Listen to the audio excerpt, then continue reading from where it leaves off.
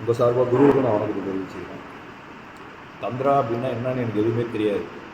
ஃபேஸ்புக்கில் தற்செயலாக ஒரு லிங்க் பார்த்தேன். அதுக்கு நான் ஓகே பண்ணது கூட எனக்கு ஞாபகம் இல்லை. ஒரு லேடி ஃபோன் பண்ணாங்க, இன்றைக்கி ஆன்லைன் கிளாஸ் அப்படின்னாங்க. எல்லாம் பேசிட்டு உங்கள் பேர் என்ன மேடம்னா அனுன்னாங்க. அது ஒரு ரீசன் குருஜிக்கு தெரியும். அந்த ஒரு வார்த்தைக்காக நான் சரியிருந்தேன். என்னன்னு தெரியல, பார்க்கலாம் அப்படின்னு.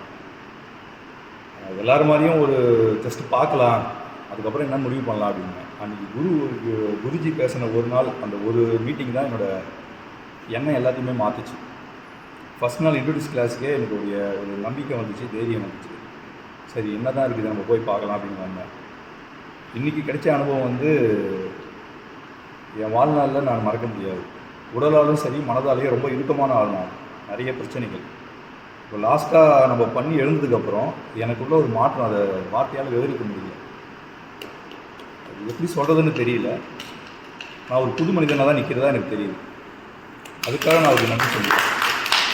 ஏன்னா நான் அதுக்கான முயற்சி நான் எதுவும் எடுத்ததில்லை. என்னை மாற்றிக்கணும், என்னை மேம்படுத்திக்கணும், நான் எந்த முயற்சியும் எடுத்ததில்லை. இறை அருளால் தான் தேடி வந்து எனக்கு குரு கிடைச்சா நான் நம்புறேன், பரிபூர்ணமாக நம்புறேன். ரொம்ப நன்றி. உங்களால் நிறைய பேர் பலனடையணும் அப்படின்னு கேட்டேன்.